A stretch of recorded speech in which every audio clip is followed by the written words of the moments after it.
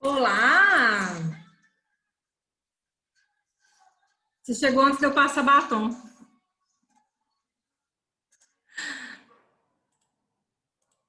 Olá!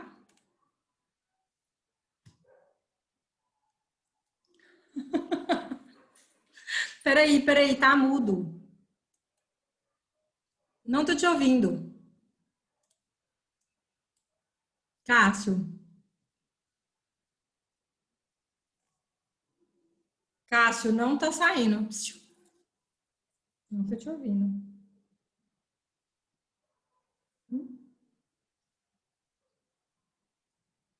Como assim? Não entendi.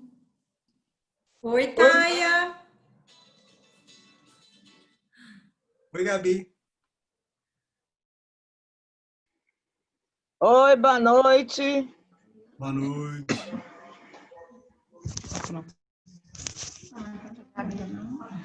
Tá no mudo. Não. Ixi, minha internet tá péssima.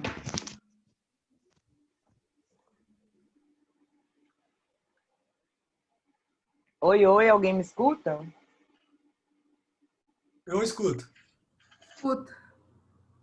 Ah, é porque a minha internet tá muito ruim, muito ruim. Vai melhorar.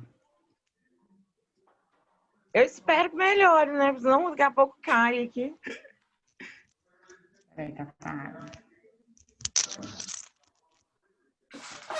Oi, tia Shirlinha. Oi, boa noite, tudo bem? Tá tudo bom aí? Tá tudo Como é que estão as bem, gostosuras? tá uma Eu tô aqui só beleza. imaginando os potes. Só imaginando? Tem que comer então. Tô só imaginando, eu fico vendo as fotos, fico doida. Ê, Paloma, eu Ah, tô te nem me fala em devendo. comer. Qualquer dia que eu estiver indo por aí, eu vou fazer, vou levar pra você. Vou deixar lá na Gabi, lá no seu Tidinho. Ah, deixa aqui, senão ainda me dá, não. Eu moro bem pertinho. Dá sim. Tudo Gente, quem bem, não Ana? comeu, Tudo tem bem, que comer. Sheila e Que é a melhor Paloma? coisa de...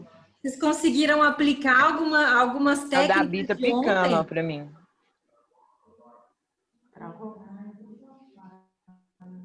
Eu ainda não testei, não. Não? Gabi, o seu tá travando pra mim. Ah, é sua internet. Ô, Bi, vou te falar bem da verdade, eu sofro com esse negócio de câmera de celular, porque eu uso câmera digital, né? Você sabe disso. Aham. Não tem câmera profissional, aí eu não suporto foto de celular, vocês não têm ideia. Ah, Mas é uma alternativa, né? Eu Porque passo um aperto danado. Não tô discutindo. quando a gente não tem o recurso da câmera profissional, é o celular, né? Vixe, tá ruim, viu? Tá tudo louco.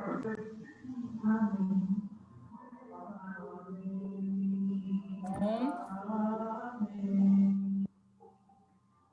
passar o passa batom, né, batom. gente? Na hora da live, passa batom.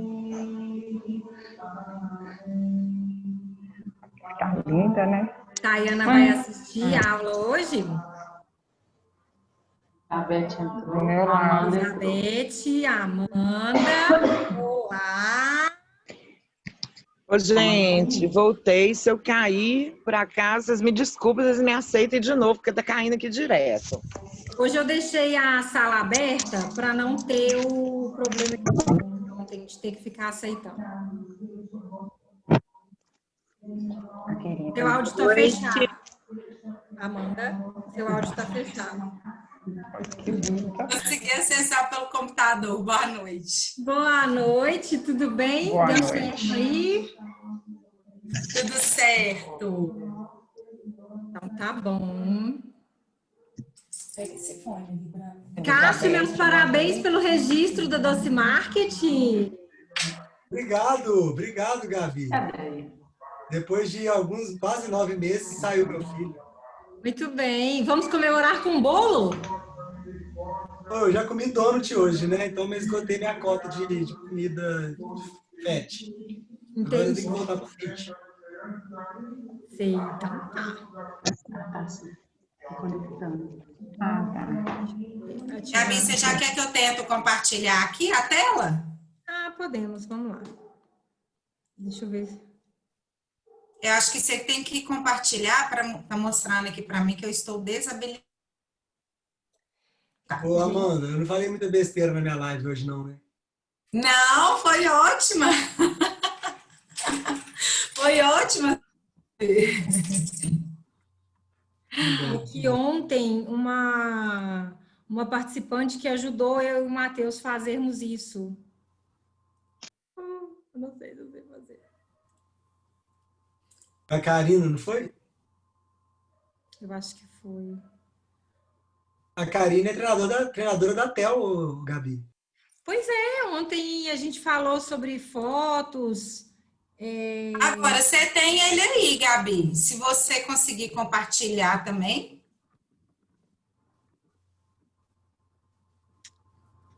É porque aí eu não consigo ver todo mundo e administrar o chat, né? Ah, eu que tenho que compartilhar. Me habilitar. Agora, como fazer isso? Ó, lá em cima, no canto superior esquerdo, tem um izinho. Deixa eu ver se lá. Não, aqui é só para você chamar as pessoas. O que vocês estão tentando fazer? Eu quero dar permissão para a Amanda compartilhar a tela. Não é colocando ela como anfitriã, não? Então, ontem a gente fez isso, mas aí eu perdi as funções. Aí a Karine ensinou a voltar e aí o Matheus só compartilhou a tela. Entendi. A Karina ela faz muita live lá na TEL, tá acostumada. Vamos dar Google aqui. Bom, vamos aqui, Amanda. Ó, acabei de colocar você como anfitrião. Vê se já apareceu a permissão aí para você. Já. Já? Então, Vou beleza. compartilhar a tela aqui. Vamos seguir assim. Pronto.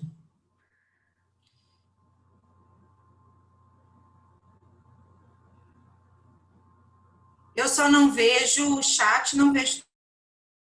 Você vê, Gabi? Vejo, eu vou administrando aqui. Ué, eu não consigo escrever no chat?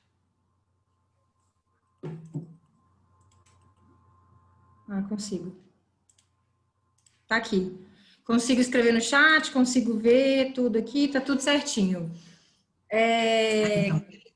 A gente vai tirar as dúvidas no final, o pessoal vai perguntando, o que você prefere? Pode ir perguntando no decorrer, né? Quem tiver dúvida.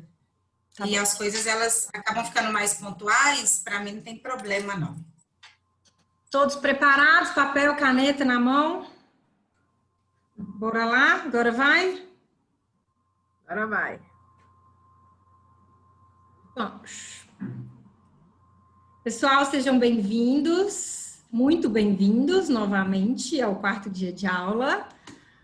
Amanda Oliveira Terceiro vai dia. descomplicar nosso terceiro? Terceiro, oi. É mesmo, terceiro dia. Ontem a aula do Matheus valeu por duas, né? Foi assim, aula particular e aula sistema integral. Então, vamos lá, Amanda. Muito bem-vinda, fica à vontade, a palavra é sua. Boa noite, pessoal. Sejam todos bem-vindos, né? Obrigada por embarcar conosco nessa jornada desse workshop Agora Vai. Finanças, e nós escolhemos esse título, Descomplicando as Finanças, porque as finanças empresariais, né, muitas vezes elas vêm com peso de dificuldade, de não ser acessível, né? Muitas pessoas relacionam isso simplesmente a um desempenho que teve durante o colegiado com matemática, e as finanças, elas podem ser mais simples e elas só trabalham a nosso favor. Então, por isso que nós escolhemos esse título, né, Descomplicando as Finanças, com o intuito mesmo de ajudar a empresa de vocês a enxergar e lidar melhor com o dinheiro. Bom, eu vou me apresentar, né? Meu nome é Amanda, eu tenho 34 anos, eu sou administradora de empresas, tenho especialização em gestão financeira, eu sou empreteca, né? Como na segunda-feira a Gabriela levantou aí, né? A bandeira desse seminário internacional, que ele é desenvolvido pela ONU e aqui no Brasil ele é replicado pelo SEBRAE. E quem participa desse seminário internacional de empreendedorismo recebe esse título, né, de empreteco. Eu também tenho formação em coach e também analista comportamental. Sou uma estudiosa apaixonada da psicologia positiva, que é a ciência da felicidade, que para mim tem uma conexão direta, felicidade, prosperidade, sucesso profissional, e também sou graduanda de psicologia.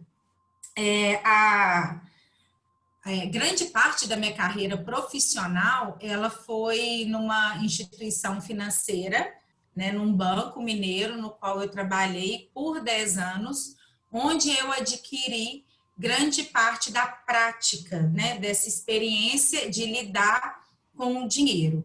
E ali eu percebi como que as pessoas tinham uma certa limitação, não só de conhecimento, técnica, mas uma limitação em querer relacionar com o dinheiro de uma forma mais saudável, mais próxima.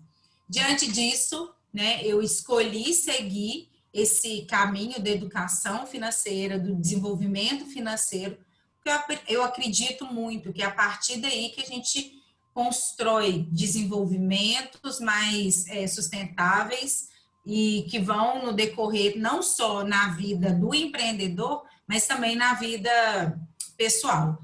Quando a gente fala de administração financeira para empreendedor, a gente também fala sobre a administração dos recursos financeiros pessoais, né, que até algumas sugestões de pautas que nós recebemos para tratar aqui na aula de hoje, sobre como que faz a separação do recurso financeiro da empresa com o recurso financeiro que vem da demanda mesmo das obrigações familiares.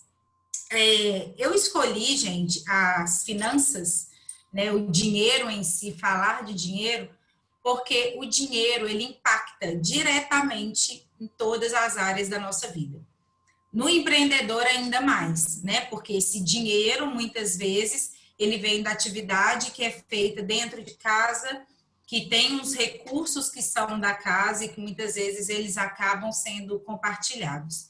Então, quando se fala hoje de dinheiro, a gente fala de saúde emocional, a gente fala de realização profissional, a gente fala de qualidade dos relacionamentos, porque o dinheiro está integrado em todas as áreas da nossa vida. Bom, e por que eu estou aqui, né, com vocês no dia de hoje? Para disseminar mesmo a importância da educação e do desenvolvimento financeiro, né, de forma a contribuir com o empreendedorismo local, que é essa bandeira que a Gabriela defende através do seu trabalho. Desde que eu comecei a acompanhar, né, o desabrochar da Gabriela, eu percebi essa necessidade que ela tem de impulsionar pessoas, né? E isso não é só desse ano, do início do ano para cá, né? Eu acompanho essa necessidade dela de colocar as pessoas para frente, de ajudar as pessoas, de contribuir há 34 anos, né? E acabei revelando a idade. E quando ela chegou até mim, né, como profissional, para fazer a transição de carreira dela, uma das coisas que era uma afirmativa, praticamente em todas as nossas sessões, era: eu quero ajudar as pessoas, eu preciso ajudar as pessoas, e que bom que ela se encontrou nesse empreendedorismo, né? E esse workshop nasceu dessa necessidade dela de contribuir com o impulsionamento das pessoas, e agora também pessoas jurídicas. E como palestrante convidada, eu me sinto extremamente honrada por estar aqui fazendo parte desse workshop, compartilhando, né, dessa necessidade da Gabriela de impulsionar os negócios. E hoje eu venho aqui para impulsionar os negócios de vocês através de uma gestão financeira consciente e saudável para as empresas. Bom, pessoas físicas e pessoas jurídicas que possuem a vida financeira organizada, planejada e com os investimentos em dia, têm menores níveis de estresse, têm melhores qualidades nos relacionamentos e têm mais satisfação com a vida pessoal. Aquilo que eu falei na introdução, de que o dinheiro faz parte de todas as áreas da nossa vida. Pode ser que nesse exato momento, pensando aí, né, que dinheiro não traz felicidade, né, que você já fazia isso de graça e era muito feliz, né, para que você vai querer muito dinheiro, que dinheiro não é tudo na vida, né, que vocês conhecem pessoas que são felizes sem necessariamente ter dinheiro. Mas, gente, essa palestra hoje é para mostrar para vocês que os seus sonhos pessoais, esses sonhos que vocês depositam nos produtos que vocês produzem, comercializam, nos serviços que vocês oferecem, esses sonhos, eles só vão ser à medida que você também desenvolver uma financeira mais organizada. É hipocrisia a gente falar que a gente não precisa de dinheiro, que a gente não quer dinheiro. Nós precisamos e nós merecemos ganhar dinheiro, principalmente através de um serviço, né, que é dedicado dos empreendedores. Eu recebi o cadastro de vocês, né? Então, é perceptível que são pessoas que trabalham com afeto, que são pessoas que trabalham com significado. Então, é merecedor o dinheiro proveniente de toda essa dedicação que vocês têm com os negócios. Empreendedores, geralmente, têm essa ideia, né, que empreender significa ter um negócio pequeno, tanto de tamanho quanto de lucro, né? Algumas pessoas até se escondem ali atrás da sigla MEI, microempreendedor, e tomam para si essa palavra micro. Só que, gente, o tamanho do negócio de vocês, do lucro de vocês, é definido por vocês, né? Pode ser que a questão de ser microempreendedor seja do trabalho que é artesanal, às vezes da baixa escala, mas isso não significa que você é um empreendedor pequeno, tá? Então, é importante a gente começar também a desconstruir esse pensamento, porque nós somos do tamanho que nós merecemos ser, que nós damos valor para nós mesmos, pelo nosso trabalho, pela nossa dedicação, e tá tudo certo, né? Tanto que o portal do empreendedor, né? Agora eles alteraram o valor anual de faturamento dos empreendedores, agora não, para esse ano, né? Que de 60 mil reais anuais passou para 81 mil reais anuais, né? A gente pode imaginar que é só para arrecadar mais. Não, gente, é porque vocês estão cada dia maiores, tanto de potencial, quanto de conhecimento, quanto de dedicação e também de resultado financeiro. Bom, eu trouxe aqui para vocês esse gráfico. Ela é uma ferramenta do coaching, né? Na segunda-feira, tanto a Gabriela quanto o Cândido, eu não sei se ele está aí hoje, eles compartilharam que passaram por um processo, né, de desenvolvimento pessoal. E essa ferramenta, ela faz parte desse processo de desenvolvimento pessoal. E aqui eu trouxe essas 12 áreas, né, da nossa vida, para vocês perceberem que o dinheiro tem o mesmo peso proporcional à nossa saúde intelectual, ao nosso desenvolvimento intelectual, à nossa espiritualidade, à nossa vida social, ao nosso nível de felicidade, aos nossos relacionamentos familiares. O dinheiro tem o mesmo peso no equilíbrio da nossa vida, desse sistema. E por isso que é importante falar sobre dinheiro.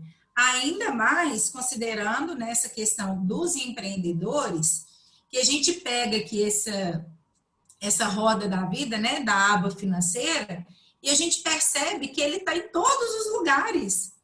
Porque de todas as outras áreas da vida, que vem essa carreira que gera esse financeiro, né? Então, é muito importante falar sobre dinheiro. Falar sobre dinheiro é bom. Falar sobre dinheiro é positivo. Falar sobre dinheiro não é pecado, né? Quem ganha dinheiro não vai para o inferno. Quem ganha dinheiro não é corrupto, né? Nós temos que sair dessa crença, né, de que ser empresário no Brasil, ser empreendedor no Brasil é muito difícil por causa de impostos, por causa de corrupção.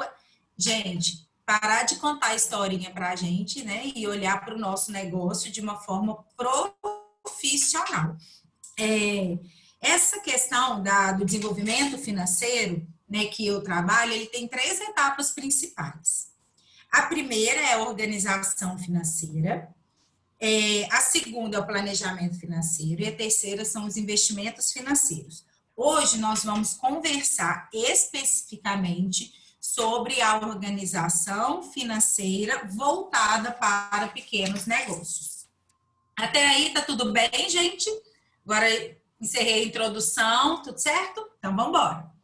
Bom, essa fase 1, né, que é a organização financeira empresarial, é a fase do diagnóstico da realidade financeira do negócio. O meu computador, ele passou ali as coisas para o inglês, mas enfim, é diagnóstico da realidade financeira do seu negócio. O que significa isso? Diagnóstico.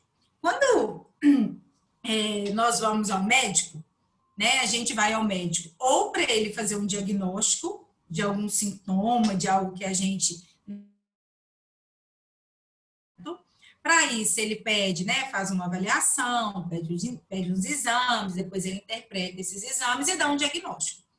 Ou nós vamos para fazer um simples check-up, para saber se está tudo certo, né? E essa questão da organização financeira passa por isso, né? Eu posso chegar até a uma consultoria financeira porque eu realmente tenho uma dor, uma dificuldade com a organização financeira da minha empresa, ou eu posso chegar para validar como que está a minha gestão. Que é o que a Gabriela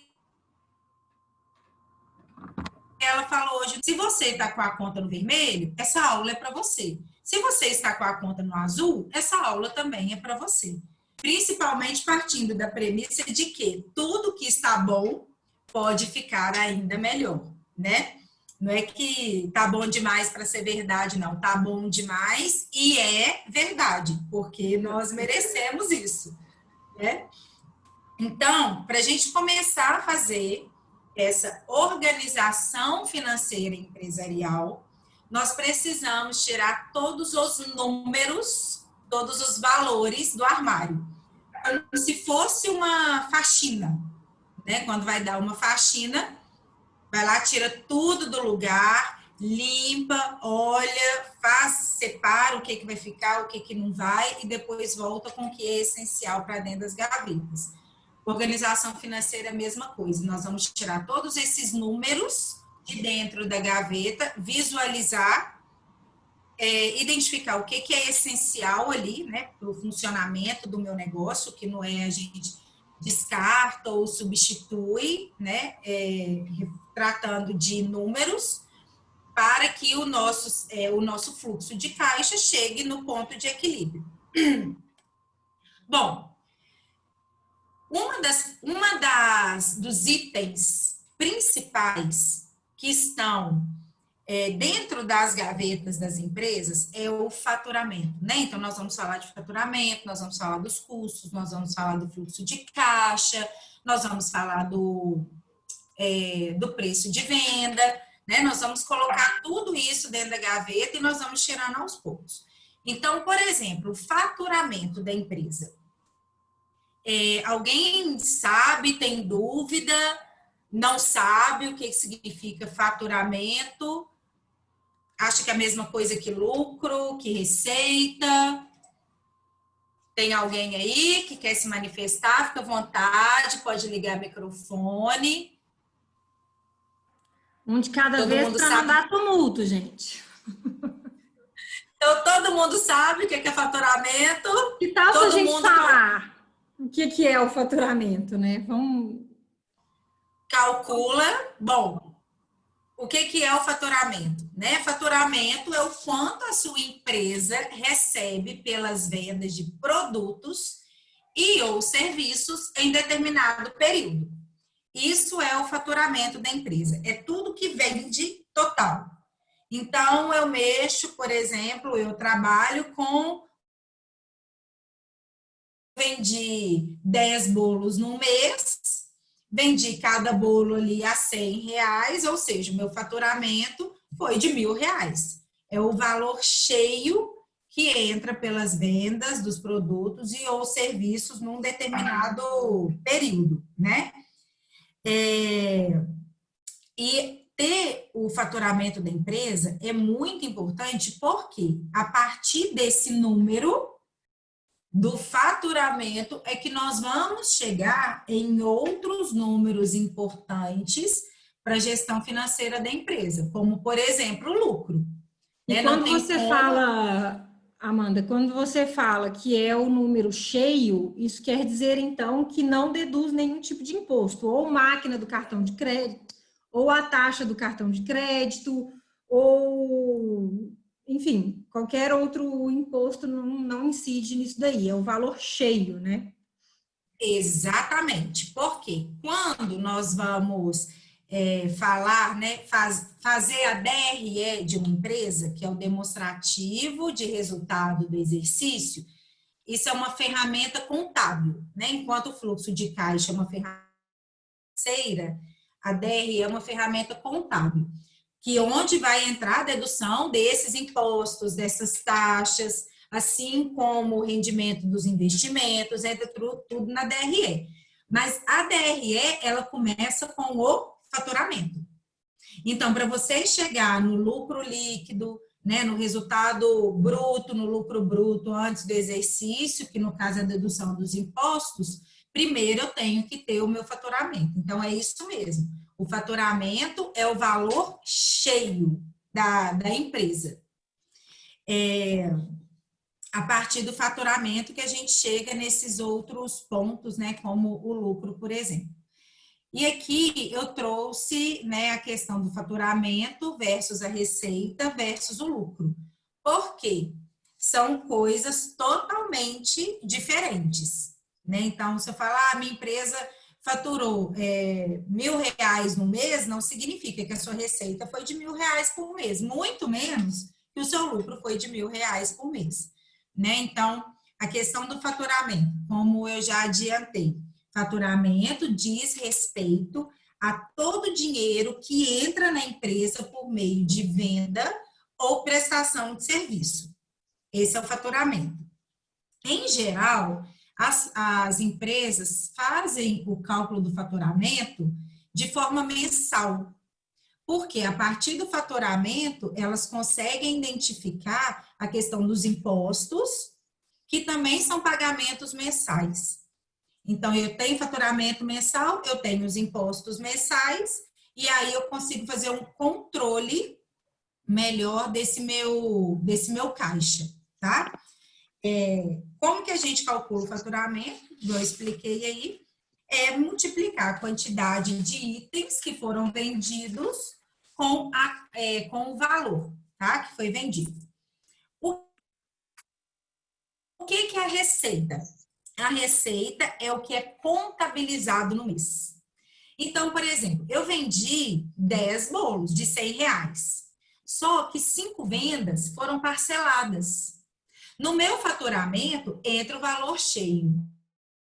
A receita entra só o valor que foi contabilizado no mês.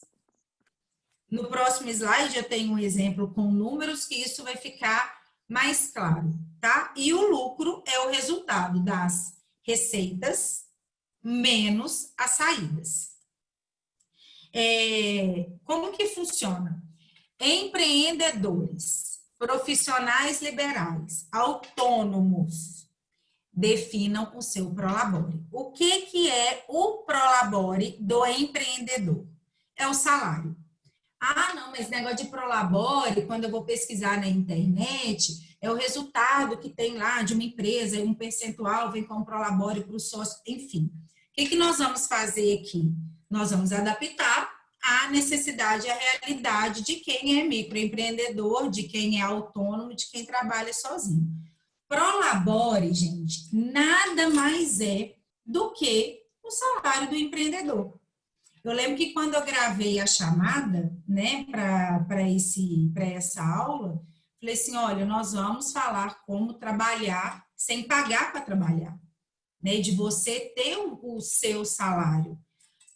Quando eu defino o salário, o prolabore do empreendedor, eu estou definindo uma conta fixa, um custo fixo. Então, por exemplo, quem aqui tem o CNPJ do MEI, todo mês tem obrigação de pagar lá aquele valor. Quem, por exemplo, é filiado a alguma cooperativa, algum sindicato que seja, todo mês tem aquela mensalidade, tem que pagar. O seu salário, ele também tem que ser pago. Por quê? Empreendedor não vive com o resto que sobra do negócio dele. Poxa, você trabalha tanto, né? Você se dedica final de semana, acorda cedo, dorme tarde, né? Para você ficar com a sobra, né, dessa sua dedicação. Então, é importante fazer a definição do seu salário. Mas como que eu vou definir o meu salário? Conhecendo o seu custo pessoal. Então, vamos supor que hoje, né, vocês decidam não trabalhar mais de forma autônoma e vão lá no mercado buscar um emprego.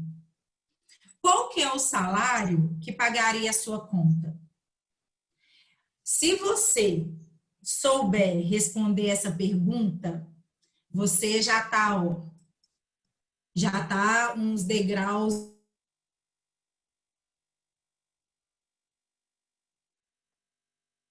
de definir o seu salário, porque eles não sabem quanto que eles querem ou quanto que eles precisam ganhar. Então, aqui a gente a gente dá um passo para trás na questão da educação financeira, de que para eu definir o meu prolabore, eu definir o meu salário, eu tenho que saber qual que é o meu custo pessoal.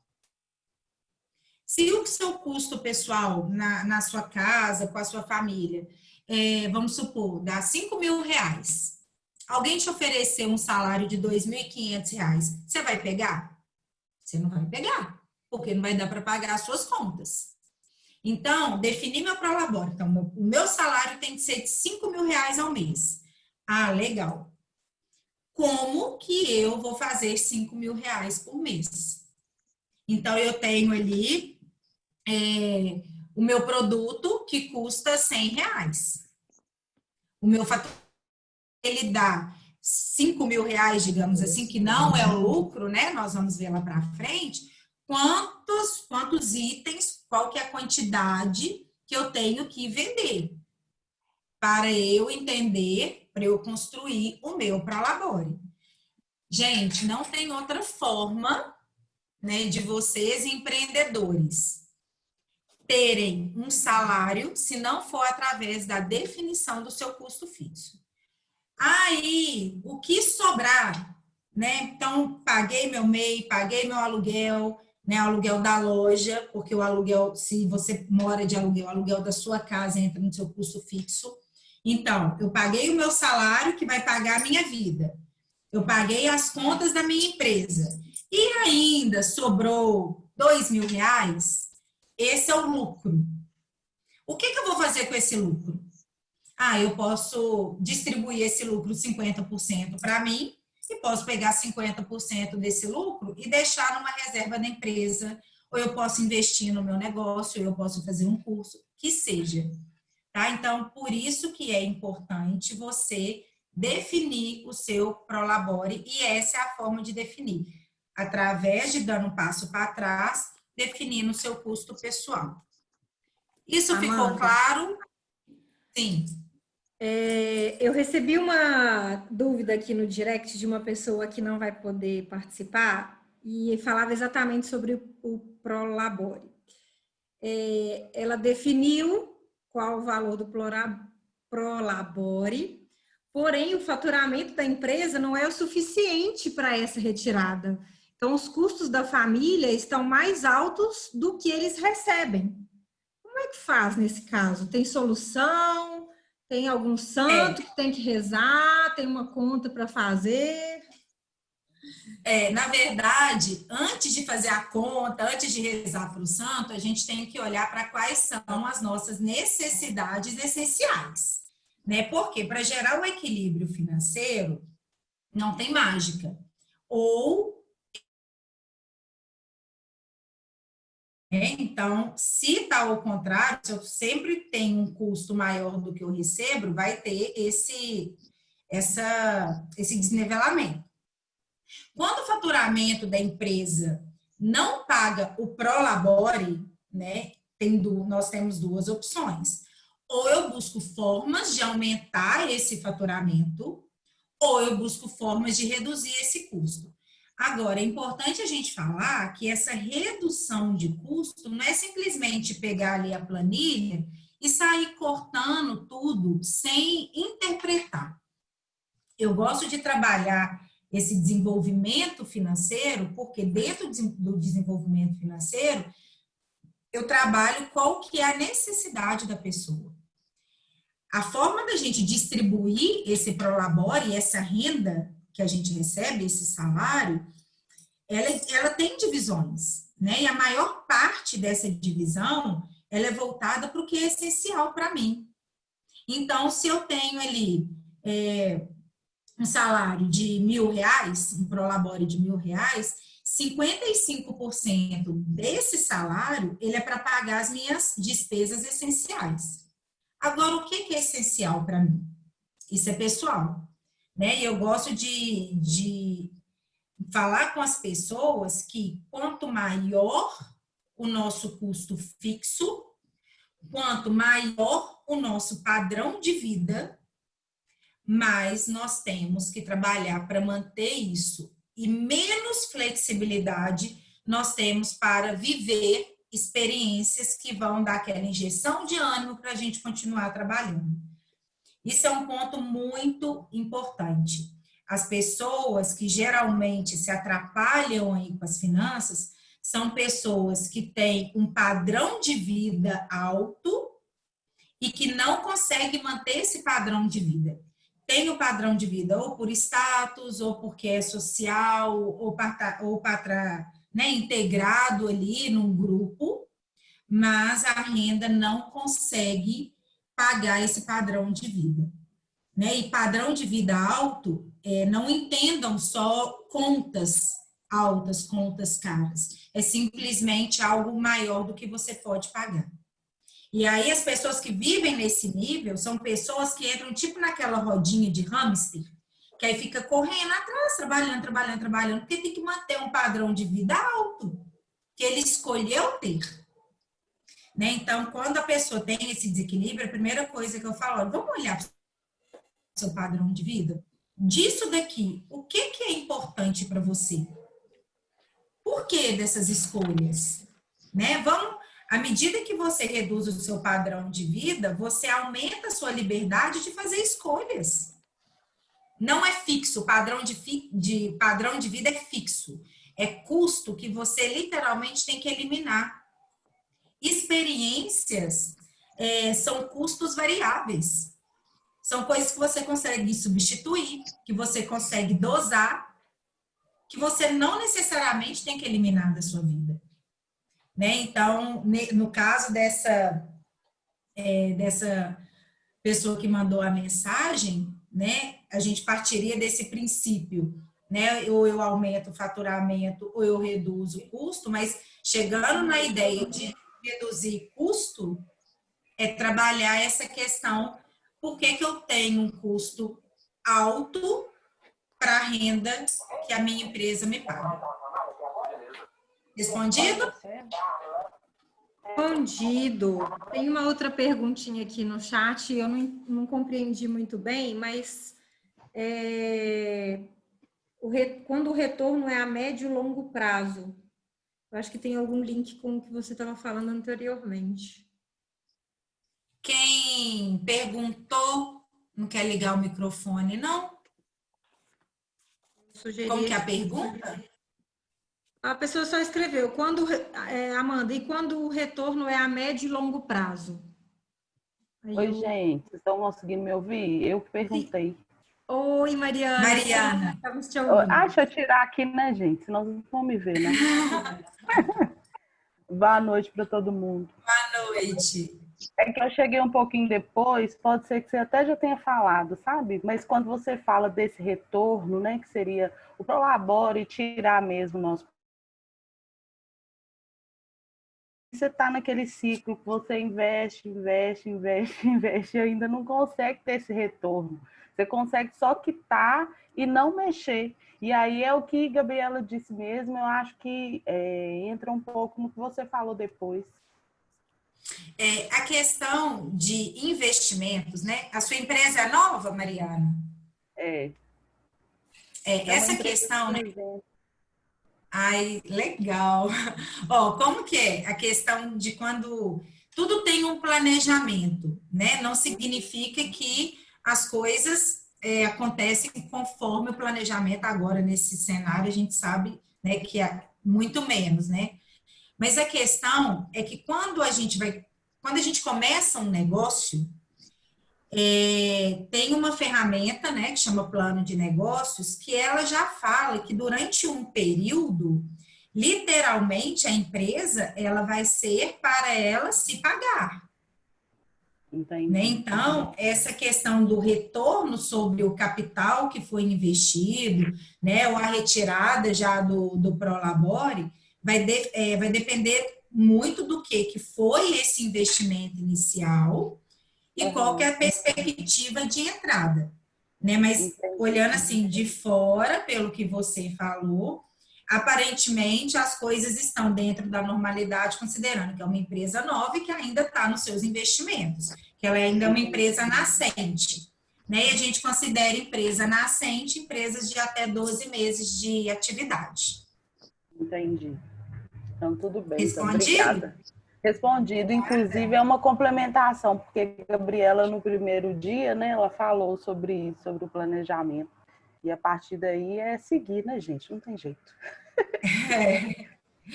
A gente fala que assim, os planos, eles são necessários, mas, de certa forma, eles são feitos para dar errado, né? Porque a partir desses erros, a gente consegue, né, buscar outras alternativas e se desenvolver. Então, tá bom. Nada. Aqui a tela que eu falei com vocês a respeito do faturamento, da receita e do lucro, né? Como que a gente visualiza isso em forma de números. Então, por exemplo, lá no faturamento, nós temos quantidade vezes o valor. Já para a receita, eu tenho a quantidade vezes o valor menos o que é parcela futura. Então, vamos supor que desses 10 bolos que eu vendi, 5 vendas elas foram parceladas. Ou seja, entra R$250 esse mês e entra R$250 no outro mês, da outra parcela, né? Subentendendo que esse parcelamento foi de 2 vezes. Ou seja, a minha receita mensal, ela passa a ser o que vai ter no meu caixa disponível para eu pegar R$750. Porque os outros R$250 foram vendas parceladas, vai entrar lá no próximo mês. A mesma coisa do lucro. O lucro é o quê? Eu pego essa receita, então, que eu tive mensal, e tiro a despesa. o custo do meu negócio, exclusivamente do meu negócio. E aí sim eu chego no lucro. Então, olha a importância de a gente ter essas 3 referências de entradas das atividades.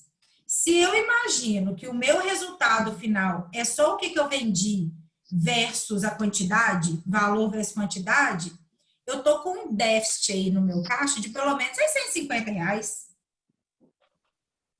Entendeu? A mesma coisa, se eu acho que a minha receita é o resultado final do meu negócio, e eu vou lá e uso R$750, eu já estou devendo aí para minha empresa R$300. Eu ia perguntar exatamente isso. Por exemplo, então eu trabalho com uma loja de roupas.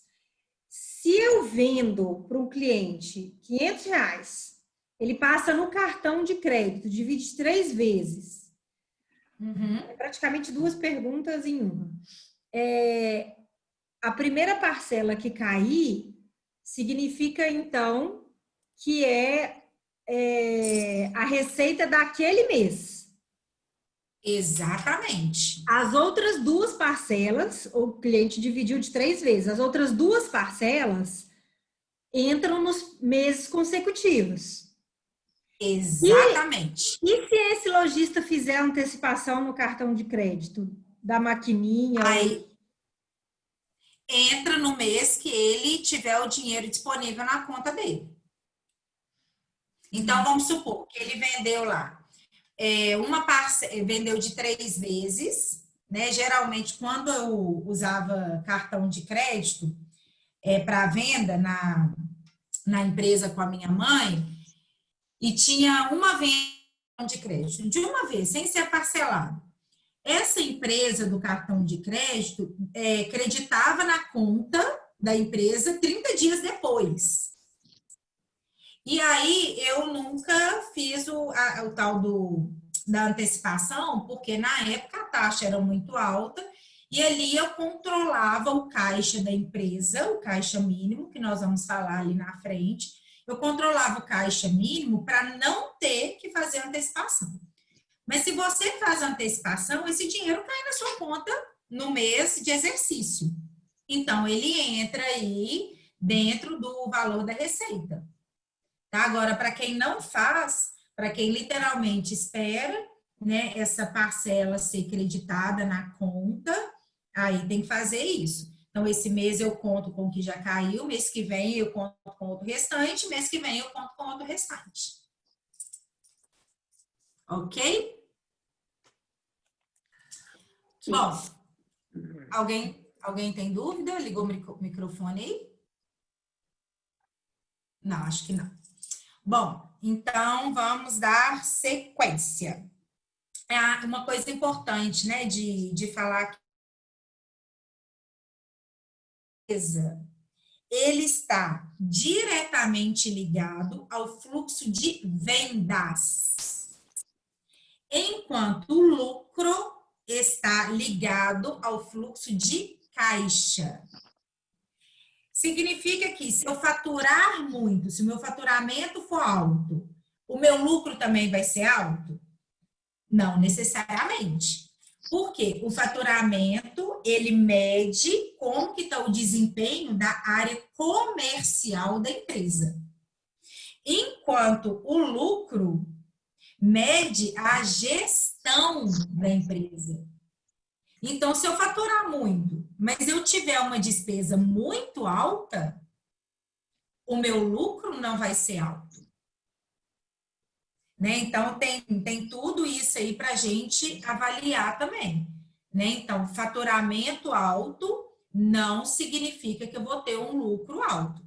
Né? Tem algumas atividades que elas são tributadas, né? Que a tributação é maior, de acordo com quanto maior o faturamento, maior a tributação. Né? Então, tudo isso aí tem que ser pensado. Eu posso aumentar o meu faturamento, mas eu preciso manter a lupa baixa ali, acompanhando a questão das minhas despesas, da forma como eu trabalho a questão de venda, né? Forma de venda, de compra, parcelamento, enfim. Bom, existem diversas maneiras da empresa não ter um faturamento legal, mas também existem formas de aumentar o faturamento da empresa, né? Que eu acho que isso aqui que é o que todo mundo busca, né? Como que eu vou aumentar o faturamento da minha empresa? Bom, nesse sentido, é importantíssimo a gente olhar para esses 3 itens aí. Então, por exemplo, número de clientes. Se o meu número de clientes é baixo, o que eu preciso fazer? Aumentar esse número de clientes. Como? Cássio está aí? Ainda deve estar, né?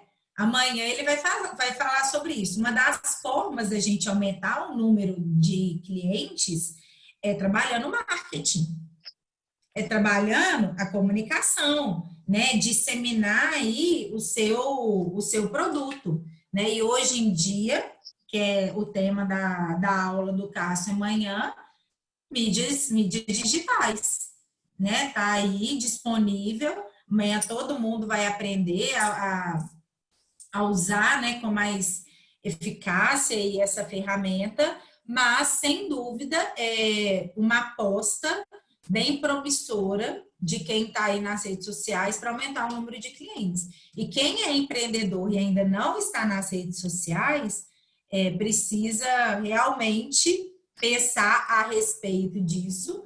Está vivendo em outro planeta. Né? Porque não tem... Tá em área, né? Porque não tem outra forma hoje de você estar próximo do seu cliente, apresentando o seu produto, né? Se não for pela rede social. Uma outra forma de aumentar o faturamento da empresa é a questão da frequência que esse cliente compra de você. Né? Qual que é a frequência que ele está comprando? Por que a frequência diminuiu? Né? Então, como que eu vou melhorar essa frequência? Como que eu vou melhorar esse relacionamento?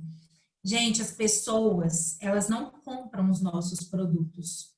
Eu sei que os produtos são lindos, são deliciosos, mas eles não compram o nosso produto, eles compram o nosso serviço, eles compram o nosso atendimento, eles compram a nossa atenção, eles compram o porquê nós fazemos aquilo. Eles não compram o que nós fazemos, eles compram o nosso porquê.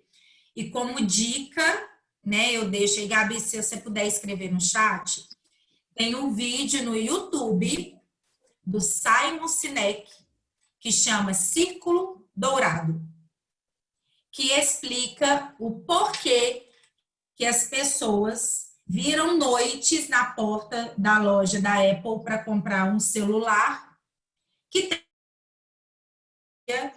tem o mesmo investimento de outros celulares. Né? As pessoas não compram o que você faz, as pessoas compram o porquê você faz. Né? E esse vídeo ele explica direitinho essa teoria do Simon Sinek, do Círculo Dourado.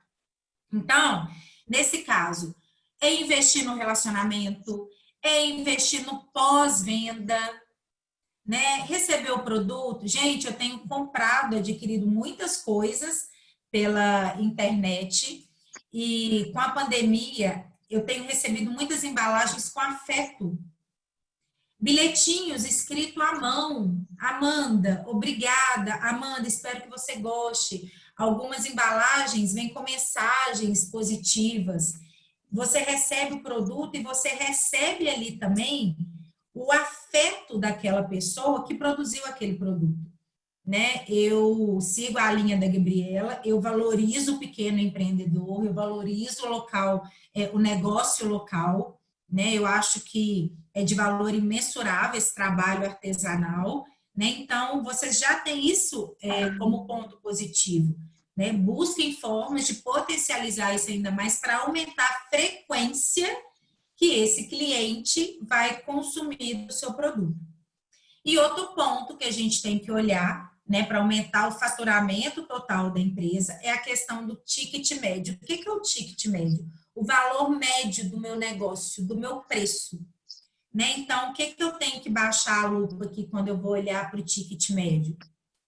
Qual que está sendo o custo dos meus negócios?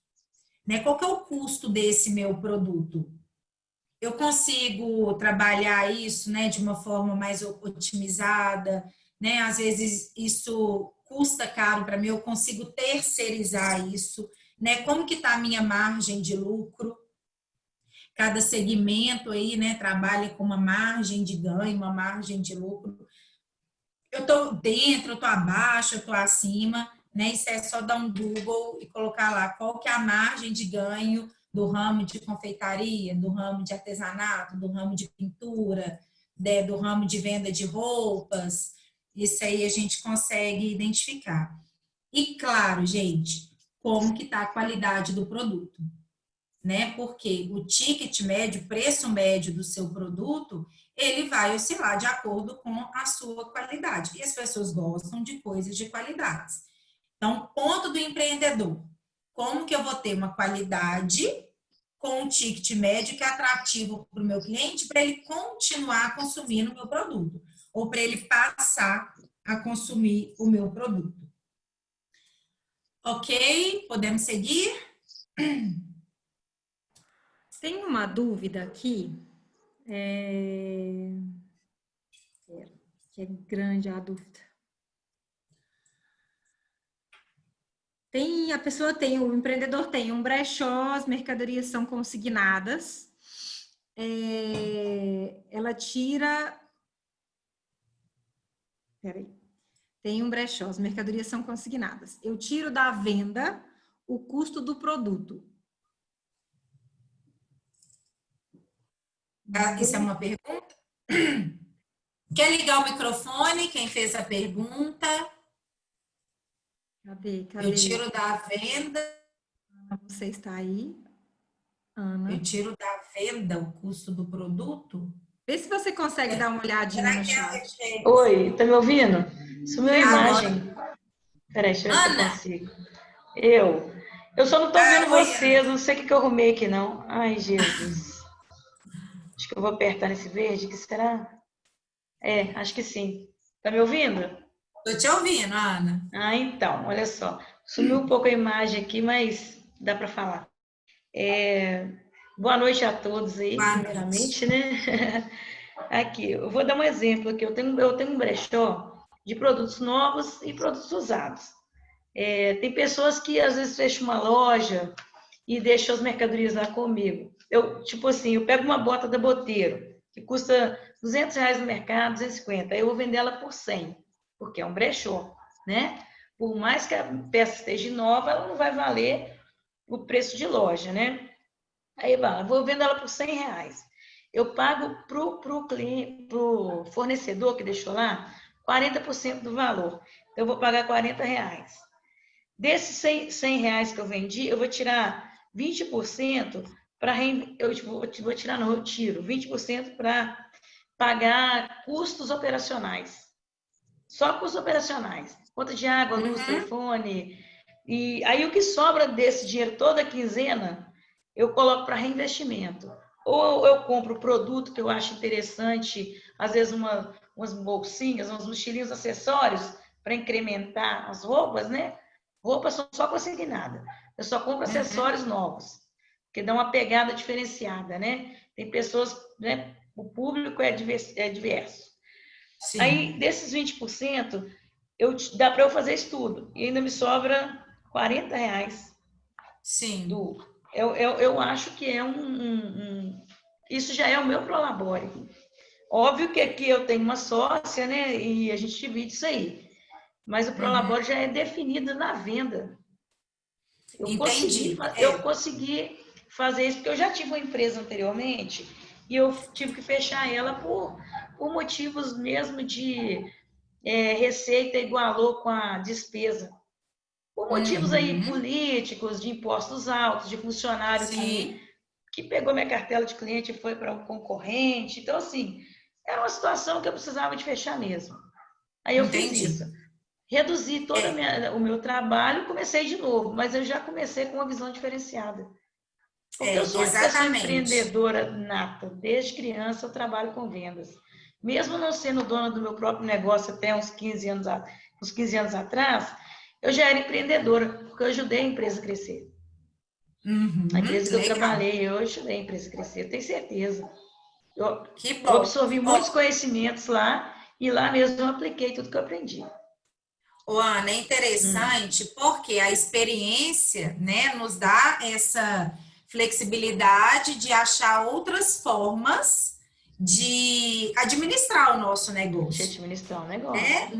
Não tá errado você já colocar o percentual que você quer de Prolabore em cada produto. É uma forma também, né? Mas porque você já sabe claramente qual que é o seu preço de venda, qual que é o seu custo operacional e quanto vocês definiram ganhar. Não tem O problema Prolabore, nenhum. no meu caso, ele vai aumentar de acordo com o meu network, com o que eu for Sim. bombando minhas vendas. Eu que vou Sim. definir Eu aí o que eu acho vou ganhar. isso. O que eu acho interessante quando eu falo que o Prolabore ele precisa ser um valor fixo, é exatamente para o que sobrar, o que aumentar. Vamos supor que esses R$ 40, né, em cada produto te gere aí no final do mês R$ 10.000. O que vier a mais de lucro, aí vamos supor que você tirou o seu Prolabore, só você tirou, e ainda tem um lucro de R$ 5.000. Se Isso, eu exatamente. É isso se mesmo. eu Desculpa. eu coloco que, por exemplo, esse lucro, ele também vem para mim, acaba que, de certa forma, eu não separo o que é estratégia da empresa e o que é ganho meu. Então, por isso que eu gosto de trabalhar com o Prolabore como um custo fixo, para a gente poder ter uma flexibilidade melhor para trabalhar outras demandas da empresa. Como, por exemplo, uma expansão, né? Agregar um outro tipo de produto, de serviço, Entendo. formar um estoque, oportunidade de uma compra maior. Tá? Mas não é que tem Isso errado. a gente Funciona já pra você, colocou legal? isso na pegada dos 20% bruto. Não é 20% da sobra, é tudo bruto. Legal. O que aconteceu de diferente na minha vida foi administrar meu custo pessoal. Então, suponhamos que eu tinha lá uma despesa de 5.000, não tenho mais essa despesa de 5.000. Eu diminui ela para 2.500 ou 3.000. O que exceder desses 3.000 aí, ele vai para um fundo de caixa pessoal. Isso. Entendeu? Porque Isso a gente mesmo. não pode estar cometendo os mesmos erros, né? No começo ela falou uma coisa muito legal aí, que foi as pessoas terem medo de ganhar dinheiro. Eu acho que isso trava o empresário hoje. Exatamente. Medo. O cara fica só naquilo, ele vou trabalhar 3, 4, 5, 6 horas por dia. Não, cara, tem que meter as caras. Eu larguei serviço 5 horas, mas eu estou aqui sentada, investindo no meu negócio. Assistindo Exatamente. vocês, E eu a estou partir investindo do no meu momento, negócio. isso aí, a partir do momento que a gente tem medo, né? Se a gente tem medo do dinheiro, inconscientemente você vai se afastar do dinheiro. Né? Ninguém quer ficar perto ou com o que tem medo. Né? Então é importante a gente trabalhar ressignificar, né, o papel do dinheiro na nossa vida. Obrigada, viu, Ana? Mais alguma dúvida, Gabi? Não, para mim tá tranquilo. Boa noite. Boa noite. Tem gente querendo a receita da Ana aí, Ana. Parece que tem pessoas que atuam no segmento parecido. Colocar no papel. Coisa que eu não fazia antes com a mesma frequência. A gente não pode deixar nenhuma ponta solta. Fechar as pontas. É isso mesmo, que é o que a gente vai falar agora, né? Que é em relação aos custos, né? Quanto que custa o seu negócio, né? E aqui essa é uma pergunta, né, que se eu fizer para vocês, empreendedores, agora, o depoimento dela falou que já põe tudo no papel. Mas se eu perguntar para vocês, vocês sabem qual que é o custo do seu negócio e do seu serviço hoje? Né? Quanto que te custa essa empresa estar aberta? Você tem clareza disso? Então, mesmo, né, que algumas pessoas falam assim, não, eu tenho uma ideia, né, de mais ou menos quanto que custa o meu negócio. Gente, ideia não faz diagnóstico de realidade financeira, né? Isso é muito importante. Custos, eles precisam ser colocados na ponta do lápis para você, de fato, identificar qual que é o preço desse negócio está aberto. As pessoas têm o hábito de registrar apenas aqueles hábitos, apenas aquelas despesas que são maiores, que de fato vão impactar no orçamento, ou que vão impactar no faturamento da empresa, aquela despesa que você tem que sentar e fazer conta. Mas o grande vilão, né, do desequilíbrio financeiro são os pequenos gastos. É aquele custo, né, que você teve, aquela despesa que você teve, custo e despesa são coisas diferentes, né? Mas é aquela despesa que você teve, que, por exemplo, acabei de entregar, né, um arco, uma bijuteria, alguma coisa assim, fui lá, entreguei e recebi o dinheiro. Vou passar lá na padaria e vou pegar um lanchinho, sabe? Ou então, esse mês minhas vendas foram boas, né, dentro do meu padrão, pagando minhas contas, retirando meu salário.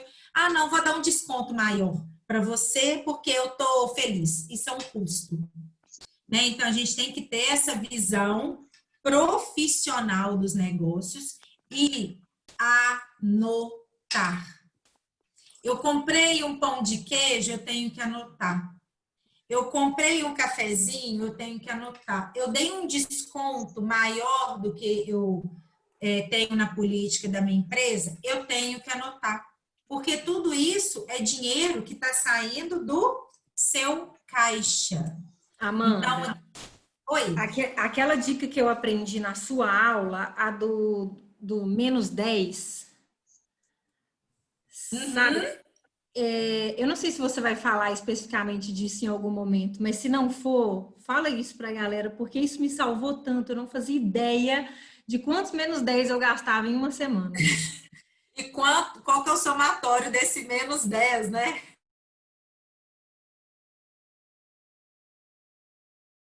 Ela do aplicativo, né? E aí eu falo como eu fiz a minha distribuição. Se eu não falar, você me lembra de novo, viu, Bi? Então, aqui tem essa dica de ouro. Gente, isso é dica de ouro. Registrem principalmente os pequenos gastos. Só é possível controlar o que vemos. Fui ali de manhã, comprei isso. Na hora que eu chegar lá na loja, na hora que eu chegar no ateliê, eu anoto.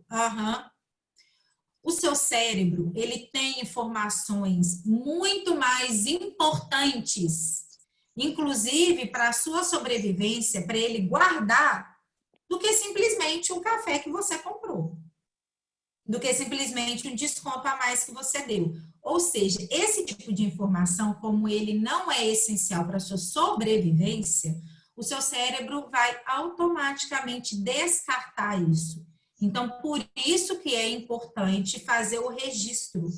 Porque se você não registrar, você não vai ver. E se você não ver, você não vai controlar, tá?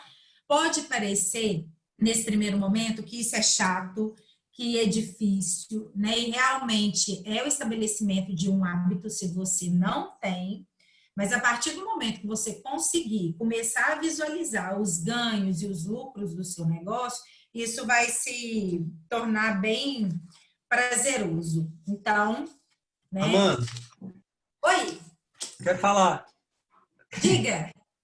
Uma dica que eu dou também, que é o seguinte, às vezes a gente paga tudo no débito e no crédito e a gente não consegue visualizar aquilo que a gente está gastando. Porque é simplesmente um cartão passando e uma senha digitada. Então, às vezes, para quem tem essa dificuldade de ter esses pequenos controles, assim, às vezes é interessante andar com dinheiro justamente para poder entender o movimento do dinheiro saindo da mão ali, sabe? Eu, quando eu fui, acho que até comentei isso com você uma vez, eu fui fazer uma consulta com uma nutricionista e aí era um valor alto, assim, sabe? Eu queria entender aquele investimento como algo que eu ia seguir aquela dieta de verdade. E aí eu saquei o dinheiro para poder levar para ela, para o meu cérebro entender quanto que aquela consulta estava custando. Porque se eu só passasse o cartão, eu não ia conseguir dar o valor necessário para aquilo que eu estava comprando naquele momento. Exatamente, Cássio. E isso é um hábito, né, que nós perdemos com a questão do dinheiro de plástico, né, com a praticidade de você andar com cartão, digitar a senha, de ter o contato com o dinheiro, né? Dentro dos processos de desenvolvimento financeiro que eu faço, as pessoas que não têm esse contato, nem de olhar contra-cheque, às vezes tem débito, as contas estão em débito automático, cartão de crédito dá em débito automático, não sabe qual que é o valor da fatura, né? Porque ela está lá no débito automático, já vai pagar mesmo, se pegar um pouquinho do limite especial, tá tudo certo. E aí perdeu esse tato com o dinheiro, não vê o dinheiro entrando e saindo, né? Então, isso é muito importante também, é uma dica de ouro, nessa que o Cássio compartilhou, de gente voltar a ter esse tato com o dinheiro, quem tem essa dificuldade de registrar, de contabilizar os gastos. Bom, esse aqui é um aplicativo, é um aplicativo que eu uso para fazer a organização financeira, né, tanto da minha vida pessoal quanto da minha empresa.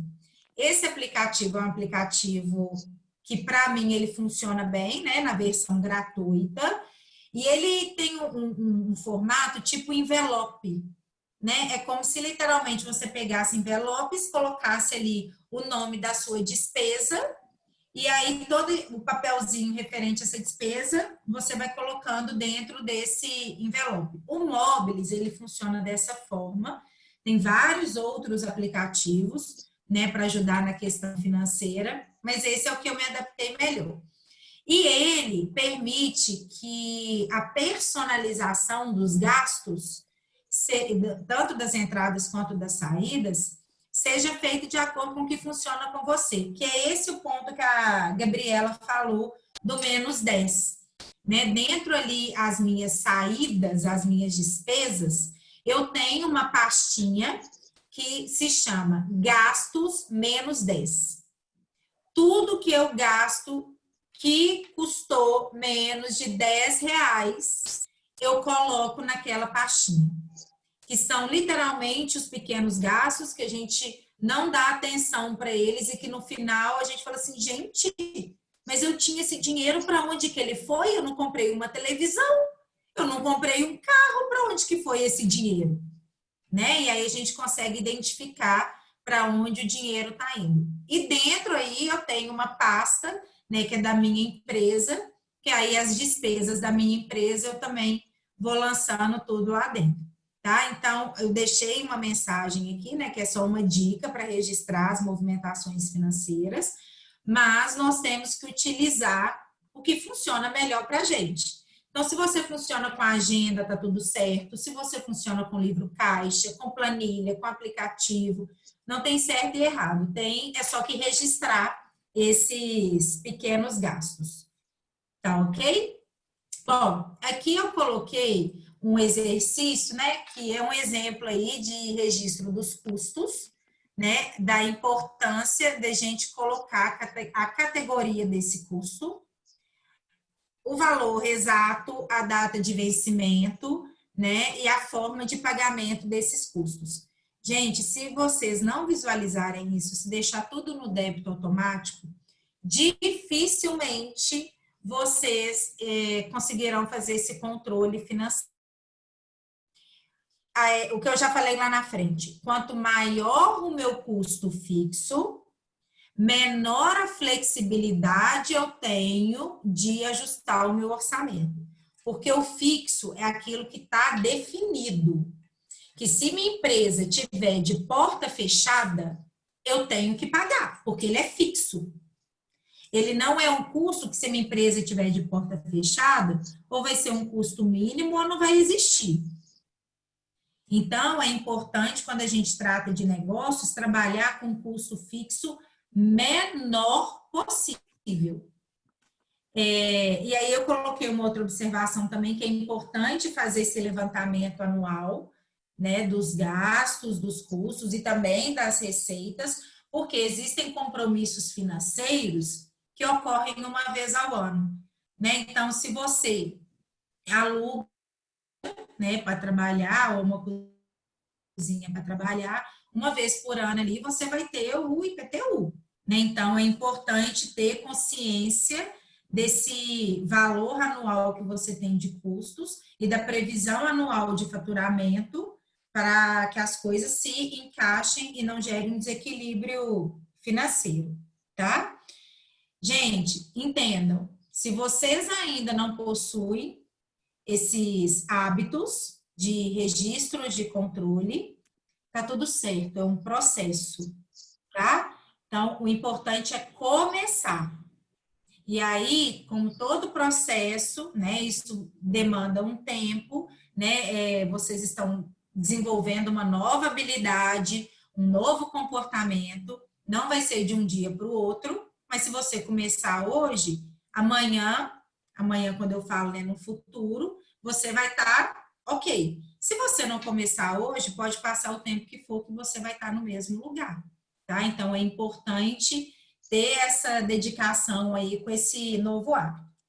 Bom, caixa mínimo, né? O que é o caixa mínimo da empresa? Caixa mínimo é o valor necessário para a empresa fazer o seu giro, o seu movimento, através dos negócios. Ah, mas a pandemia veio e minha empresa fechou. Fechou a porta, né? Eu não deixei de trabalhar, mas eu fechei a porta, não estou podendo exercer a minha atividade. Convenhamos, nenhum planejamento financeiro, né, previa a questão de você ter um caixa mínimo aí para 6 meses de inatividade, né? Então, por exemplo, a gente pega a questão de um dos segmentos do trabalho da Gabriela, né, que são os casamentos, né, com muitas pessoas, está inativo há um bom tempo, né? Mas o que significa isso? Quanto tempo a minha empresa pode ficar inativa que eu consigo pagar os custos básicos? Por isso que eu falei, custo fixo é melhor ser baixo, porque se meu custo fixo é baixo, a minha necessidade de caixa mínimo também é baixo, né? Então, é isso. Se eu tenho uma empresa que tem uma necessidade alta de estoque, por exemplo, é uma empresa que precisa de um caixa mínimo maior, porque além de pagar essas contas, tem que comprar estoque, né? Se eu sou uma empresa que eu trabalho só com venda parcelada, né, o meu produto custa R$20, mas esse produto eu parcelo de 3 vezes, em quanto tempo você vai receber esse dinheiro? Então, quanto maior o tempo também de parcelamento, maior a minha necessidade de caixa mínimo, porque esse dinheiro, se eu não antecipar, ele vai levar um prazo para ser creditado na minha conta, né? E aí, como que eu vou construir esse caixa mínimo? Tem um ponto muito importante na construção do caixa mínimo, que é trabalhar a redução da inadimplência. Então, como que eu reduzo a questão da inadimplência da minha empresa? Hoje, na live que o Cássio estava falando no Instagram dele, do Doce Marketing, ele estava falando sobre formas de pagamento, né? E uma das formas que a gente tem de diminuir esse caixa mínimo é literalmente pegando o compromisso desse pagamento. Então, como que eu pego? Venda no cartão, né, de crédito. Hoje é a forma mais segura. Vou parcelar? Então, vamos parcelar no cartão de crédito, né? Então, é assegurar o recebimento dessa venda, é uma forma de eu diminuir a inadimplência. Definindo um percentual, né, das vendas para eu construir meu caixa mínimo, igual a Ana tem um percentual da venda para a definição do Prolabore. Você pode definir um percentual da venda, a 10% de tudo que eu vender, vai para a construção do meu caixa mínimo. Qual que é meu caixa mínimo? Voltando, custo fixo da minha empresa. Faturo R$10.000 por mês. Eu tenho um custo mensal de R$2.500 por mês.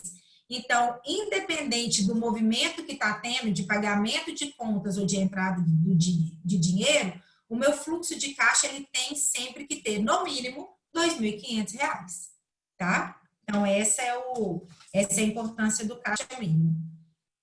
Dúvida? Pode ir? Pode seguir?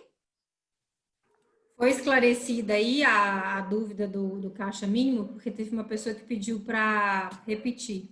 Tá tudo certo, pessoal?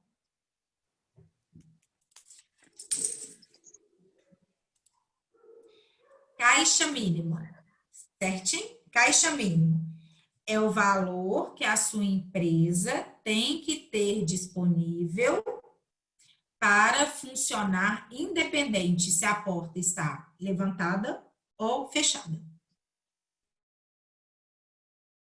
Vou dar o meu exemplo. Quando eu trabalhava na empresa com a minha mãe, né? Eu definia ali qual que era o caixa mínimo da empresa, que se não ocorressem as vendas no volume que a gente estava prevendo, as contas não deixariam de ser pagas. Aquelas contas que são importantes para o funcionamento do meu negócio. Ok? Ok, Bi?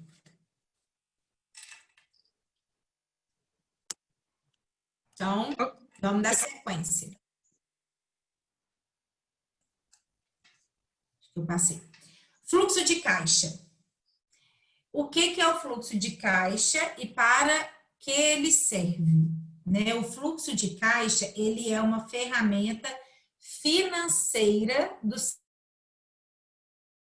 que serve para você registrar as entradas, registrar os pagamentos, registrar os investimentos, né? Porque do lucro da minha empresa, eu tiro uma parte do lucro e invisto numa aplicação financeira. Eu tiro do caixa da minha empresa e aplico. Ou seja, esse dinheiro não está disponível no meu caixa. Ele é um investimento, mas ele é uma saída no fluxo de caixa. Tá? Isso é importante. Então, o fluxo de caixa é a ferramenta financeira que serve para registrar entradas, saídas, investimentos efetivas do caixa, que está diretamente ligado ao lucro e não ao faturamento, tá? Fluxo de caixa, gente, ele é ferramenta de consulta diária.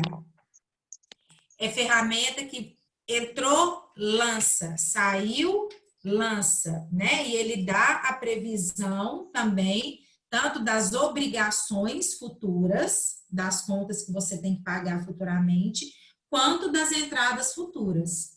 Então, se você vende a prazo, o fluxo de caixa vai te mostrar qual que é o melhor dia do mês, por exemplo, para você fazer uma compra de estoque. Qual que é o dia do mês que o seu caixa está mais alto, tá? Então, ele serve também para tomar decisões financeiras e para manter, para você acompanhar ali como que está a saúde financeira do seu negócio. Mais alguma coisa? Amanda, tem uma dúvida aqui. Foi um pouco em relação ao tema anterior, mas você abordou isso aí um pouquinho agora. Vamos lá. Tirando o gasto com os impostos, essa microempreendedora não tem nenhum outro gasto com a empresa. Na linha de artesanato. Ela paga para ela, então, tudo que sobra. Ela deveria tirar alguma parte desse valor para deixar no caixa da empresa, ao invés de fazer uma reserva pessoal? O que acontece? A reserva pessoal está dentro da necessidade dela de prolabore. Então, a reserva pessoal dela tem que estar dentro do salário dela. Ela vai construir com o salário dela, não com o resultado da empresa. Então, o dinheiro que sobra da empresa deveria ficar no caixa da empresa. Porque ele volta para a empresa para ser reinvestido. O dinheiro que sobra da empresa, depois que a empresa paga todas as contas, esse dinheiro é da empresa. Né? O que acontece muitas vezes é que o dono acha que tudo que sobra, o resultado da empresa, é dele. Mas não é dele, é o prolabore. Dono possessivo. O que ele vai fazer, o que ele pode fazer é distribuir esse resultado.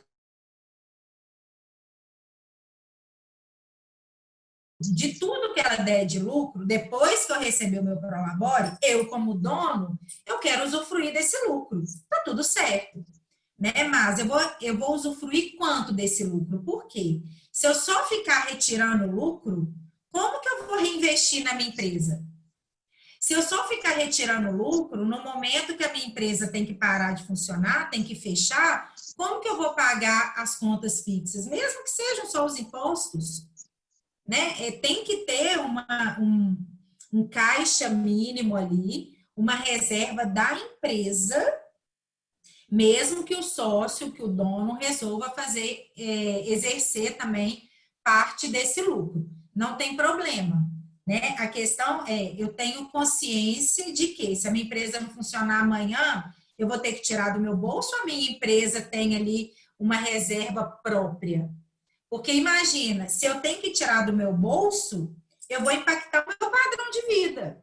Alguma coisa da minha vida pessoal vai ter que deixar de ser paga para eu pagar o da minha empresa, né? E muitas vezes é isso que acontece. Quando o empreendedor se vê nessa situação, ele fala assim, eu vou pagar o da minha empresa porque é de lá que vem o meu salário. E aí a vida pessoal começa a ficar toda embananada, né? Então é importante ter essa consciência. Paguei o meu salário, o outro resultado é da empresa. Se eu quiser tirar uma parte, ok, mas se eu não quiser tirar também, se eu quiser dividir esse resultado em investimento, em caixa mínimo, em expansão, também posso fazer. Ficou claro? Então, beleza. Então, vamos lá. O fluxo de caixa, né, que eu já falei dele. Aqui eu trouxe esse organograma para a gente identificar o desequilíbrio financeiro, né? Então, quais que são os sintomas, quais são as causas e quais são as consequências, né? Então, vamos prestar atenção ao sintoma. Meu caixa sempre está negativo, né? Eu sempre tenho que tirar do meu bolso para colocar na minha empresa, ou eu sempre trabalho no 0 a 0, né? Ou grande parte eu trabalho no 0 a 0. Eu pego dinheiro emprestado, né? Eu peço o meu esposo, eu peço o banco, eu peço um amigo. Constantemente eu tenho que estar buscando recursos externos. Então, isso é uma evidência de que eu estou ali no desequilíbrio financeiro, né? Quais que são as causas? Gastar mais do que se recebe, né? Isso causa essa falta de caixa, essa busca por dinheiro externo e falta de objetivos financeiros. Se vocês não possuem objetivos financeiros para o negócio de vocês, todo o dinheiro que entrar, vocês vão gastar. Precisa ter um destino para o dinheiro. E aí é um destino de curto prazo, de médio prazo e de longo prazo. Porque ou vocês vão ficar no mesmo lugar, não vão expandir, ou vocês não vão estar aqui daqui a um tempo, né? Então, é importante ter objetivos financeiros para o negócio de vocês, né? E quais são as consequências desse desequilíbrio financeiro? As dívidas, a questão da desmotivação, né? Nossa, eu trabalho e não vejo dinheiro entrando, eu trabalho só para pagar. Muitas vezes o propósito, né, da função ali de empreender é colocado, né, em questionamento por conta dessa desmotivação, por causa desse desequilíbrio financeiro, e muitas vezes não é isso, muitas vezes você gosta de fazer isso, você tem o dom, tem a habilidade para fazer isso, mas a consequência está tão pesada, né, que você se desmotiva. Então, é importante também ligar o alerta para isso, né, e a questão de não realizar os seus objetivos. Todo mundo trabalha com objetivo, né? E quem é empreendedor tem tanto um objetivo pessoal e profissional no mesmo lugar. Então, eu preciso ter essa questão de afirmação do meu trabalho através da realização dos objetivos.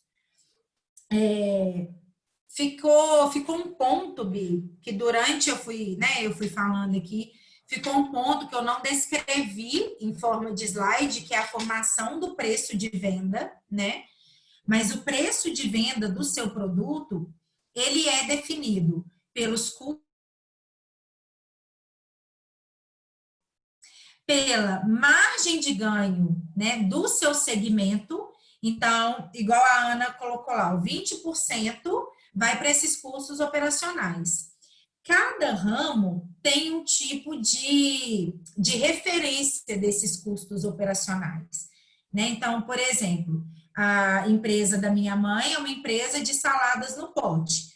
E aí é dentro da casa dela, uma cozinha separada, mas é dentro da casa dela. Como que eu vou mensurar o que eu gasto de água, o que eu gasto de energia, né? Que são coisas bem variáveis, principalmente de acordo com a demanda. Então, a gente vai lá e pesquisa dentro do ramo de alimentação, de saladas, saladeria, né? Que hoje já é o ramo específico. Qual que é o percentual de custo operacional que essas empresas adotam, né? E aí foi lá e pegou isso, colocou dentro do preço de venda.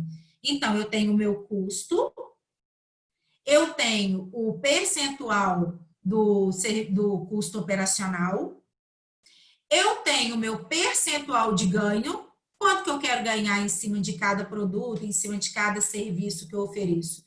Quero ganhar 40%, 50%, 100%? Como que o mercado se comporta, ok? E ali eu acho meu preço de venda, tá? Ah, Amanda, mas e se eu quiser dar um desconto para o meu cliente? Esse desconto que você vai dar para o seu cliente, ele vai sair do seu percentual de ganho, do que você define de ganho em cada produto que você vende. Ele não vai sair do seu custo ou do seu resultado operacional, nem do custo do produto, nem do custo operacional. Vai sair do seu recebimento, né? Então, não é assim, aí eu dei um desconto maior para o meu cliente, eu vou tirar esse desconto do caixa da empresa. Não, isso vai sair do seu recebimento, do que você definiu como lucro, tá? E aí, como que a gente sai desse lugar do desequilíbrio financeiro, né? É literalmente observando esses sintomas e tendo atitudes diferentes, né? Então, tá todo mundo tendo uma oportunidade muito legal de estar aqui nessa semana de aprendizado do workshop, mas é importante tudo que está sendo aprendido ser colocado em prática. Não tem outra forma de você sair do desequilíbrio financeiro se você não anotar os gastos, se você não visualizar, se você não controlar, se você não tomar decisões de acordo com o fluxo de entrada e saída da sua empresa, decisões de parcelamento, de preço de venda, né? São comportamentos, habilidades que vocês, empreendedores, têm a necessidade de desenvolver cada dia mais.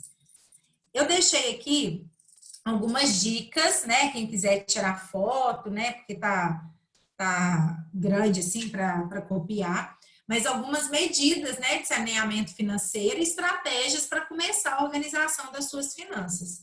Então, ter a clareza da realidade financeira do seu negócio, né? Lembrando que faturamento não é lucro, né? Então, não gaste o valor que aparece lá no seu faturamento, porque depois vai faltar para você pagar as despesas. Ter clareza do que é essencial na sua vida pessoal, para você definir o seu salário, né? Qual que é o salário ideal para você receber, para você pagar suas contas, para você sentir motivação e satisfação com o trabalho que você exerce. Aumentar a receita, aumentar a renda, reduzir, eliminar custos, não tem segredo, né? Para sobrar dinheiro, eu tenho que gastar menos do que eu recebo. Objetivos claros, né? Falar não para o que o seu dinheiro não pode comprar, para o que o seu dinheiro não pode pagar, anotar as movimentações, priorizar.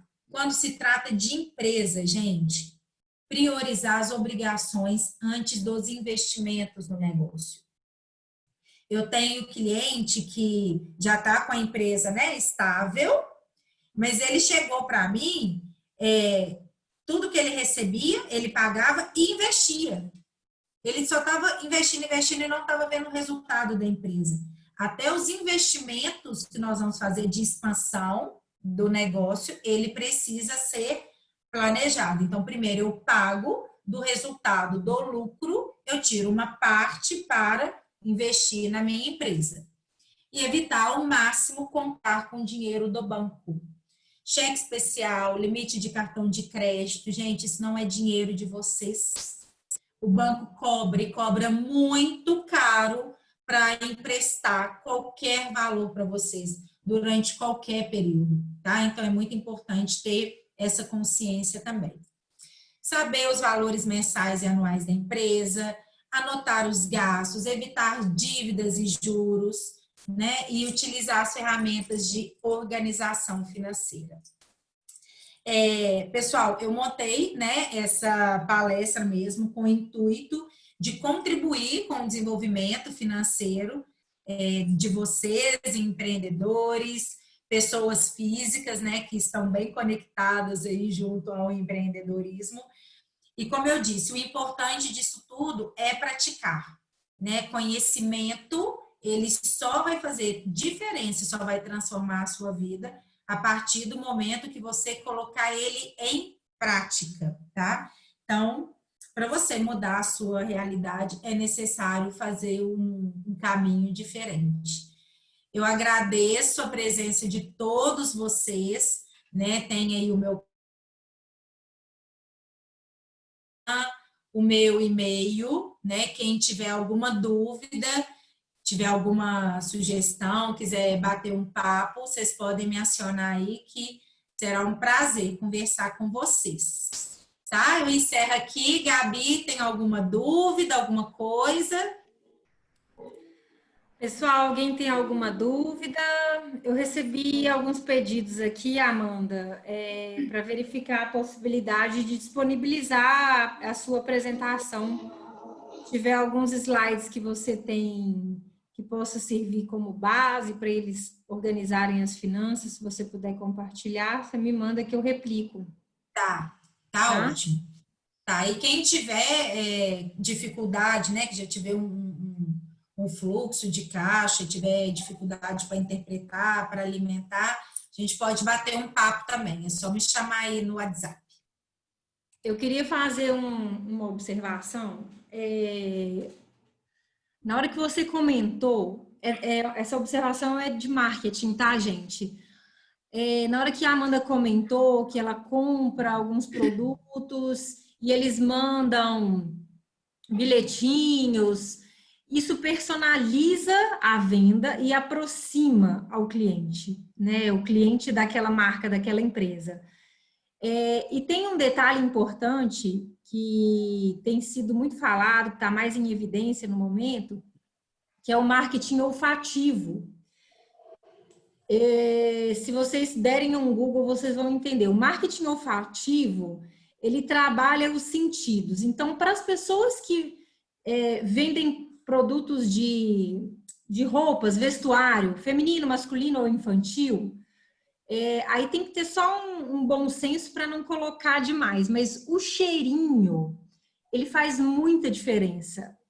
Quando a pessoa pega aquele produto, pega aquela roupa, naquela embalagem, que seja um papel seda, enfim, quando você borrifa um cheirinho ali, gente, é inevitável. O cliente vai se lembrar de você toda vez que ele pegar aquela roupa. Às vezes ele não vai querer nem lavar da primeira vez para poder ficar com um cheirinho na memória. Então, as pessoas que têm bazar, que têm brechó, ou que vendem roupas novas também, utilizem esse recurso, é o marketing olfativo. Isso faz muita diferença. Sim. Posso falar sobre esse marketing rapidamente, Gabriela? Claro, pode, Ana. Então, eu estou fazendo um teste, a gente tem que testar coisas antes de colocar no mercado, antes de colocar no Instagram. A gente tem muitas ideias no mercado. Eu peguei uma ideia, uma malinha. Pensa bem, exponhamos. Eu conheço algumas pessoas que trabalham com a Gabi, lá no trabalho dela. Elas já foram lá 2 ou 3 ou 4 vezes lá no brechó. Então, basicamente, quando a gente vai postar um produto, a gente já marca as meninas, porque eu sei que ela veste 38, calça 34 ou 36. Então, a gente já faz esse trabalho né, de feedback. Então, eu criei uma malinha, e essa malinha está em teste ainda. É super legal. Depois eu vou colocar lá no seu pessoal para você ver como que a mala é. É uma mala cor-de-rosa, bonitinha, que tem essa pegada feminina, né?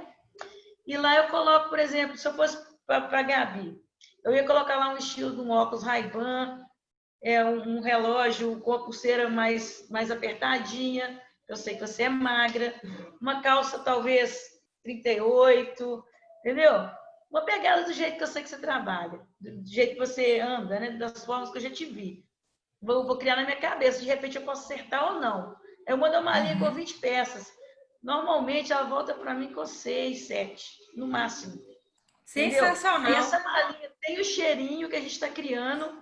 É que, tipo a Amy Martin tem, não tem? Você vai na Amy Martin, você sente o cheiro da Amy Martin? Tá cheio de cópia aí. Então a gente está desenvolvendo o nosso cheiro. O cheiro do nosso brechó, que não com o nosso brechó num espaço arejado e tal. Dentro dessa malinha vai o nosso folder com 3 balinhas de café. Entendeu? Então já tem essa pegada, né? Então, fiquei a sugestão para a galera. Desembolar alguma coisa que vá surpreender o cliente. Muito legal, sensacional. Parabéns. A Raquel perguntou a diferença entre reserva da empresa e o fluxo de caixa. Raquel, a reserva da empresa ela é para ser utilizada em casos de emergência, tá? Ela não é no fluxo de caixa. O fluxo de caixa é aquilo que você vai utilizar no dia a dia da sua empresa. O caixa mínimo, que ele tem que estar sempre no fluxo de caixa. Então, disponível, né? No caso da sua empresa, não atingir aquele... Você usa o caixa mínimo. A reserva é só para emergências. Então, a reserva, por exemplo, ela fica na parte de investimentos, né? Que você pode fazer a reserva financeira da sua empresa através de uma aplicação, né? Que seja no Tesouro Direto, que seja no CDB ou numa conta remunerada, tá? E, Amanda, isso também pode ser o custo variável, porque o fixo né, entra já nessa pegada aí. Aí essa reserva pode ser por custo variável? Seria, por exemplo, uma prateleira nova, uma coisa assim e tal? Porque, sim... Ou seria aplicação financeira, ou a poupança, ou CDB? Tá, a reserva financeira da empresa, ela é só para emergências. Essa questão da gente investir em estrutura, né, em comprar mais produtos, isso daí é um percentual que a gente tira do resultado, do lucro. Por isso que eu falei que é importante a gente ter a visão do lucro do negócio como resultado do negócio, não é um dinheiro meu, é da empresa. Aí eu posso pegar 10% desse lucro e passar para a reserva de emergência.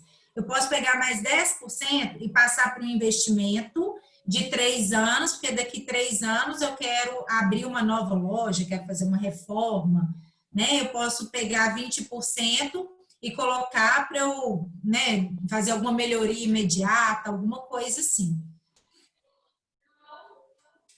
Ô, Amanda, eu posso falar ainda a respeito dessa questão do encantamento de cliente? Igual Claro, Raquel. O que acontece? Eu trabalho com confeitaria, né? E aí, num belo dia, dei uma ideia, assim, de todos os clientes que fazem algum pedido, eu mando algo a mais. Eu sempre escrevo um bilhetinho à mão, alguma coisa, e mando um docinho, independente da encomenda que ele fez. É simplesmente um docinho e uma mensagem carinhosa. E isso acaba se tornando, para mim, uma prova social. Porque eles acabam colocando depois no stories dele aquele bilhetinho, porque achou bacana, porque foi direcionado para ele, foi escrito à mão e ainda veio um docinho. É parece que é pouco, mas para quem recebe é um diferencial. Teve uma cliente que ela encomendou algumas coisas para presentear, e no dia seguinte seria Dia dos Avós. Aí eu mandei felicitando, porque eu sabia que ela era avó e tal, e mandei um doce, um brigadeiro apenas, e esse bilhete. Ela me mandou uma mensagem depois agradecendo, assim, chorosa. Ela, nossa, eu nem lembrava que amanhã é Dia dos Avós, mas você me fez lembrar. Nossa, eu tô muito feliz, muito obrigada mesmo. Depois, foi a primeira vez que ela encomendou comigo. Depois disso, em 20 dias, ela fez 3 encomendas. Para quem nunca tinha feito encomenda comigo. Então, às vezes, o investimento que a gente vai fazer, o Cássio deve falar a respeito disso amanhã, que eu aprendi isso com ele. Pode ser pequeno, o que você vai dar esse algo a mais que ele não está esperando. E agora, sempre que ela compra, ela já fica assim, que sabor será que vem? Que eu sempre procuro mandar diferente daquilo que eu já mandei. E sempre vai um bilhetinho. Então, ela já comprou 3 semanas seguidas, mas sempre tem uma coisa diferente. Então, ela já fica na expectativa. O que vai vir dessa vez? Então, faz a diferença e a gente consegue ganhar o cliente, fidelizar pelo encantamento. Isso aí, legal. Bom, alguém mais? Dúvidas, pontuações? Acho que não, né, Gabi? Você pode finalizar. Pessoal, muito obrigada. Acho que hoje foi o dia que nós acabamos mais cedo. Muito obrigada. Quem tiver dúvidas, pode me mandar no WhatsApp. Eu compartilho com a Amanda. Tenha uma ótima noite, um bom descanso para vocês. Amanhã, acredito que é um dia também muito esperado. Gente, marketing digital, não dá para pensar em outras ferramentas de trabalho, a não ser não estar na internet. Então, deem um jeitinho. Eu tô pensando em não compartilhar mais os vídeos salvos, porque o pessoal já está ficando com preguiça de ver a aula. Eu vou parar de compartilhar. A aula de amanhã eu não vou gravar, tá, gente? Venham para a aula. Bom descanso, até amanhã, pessoal. Tchau.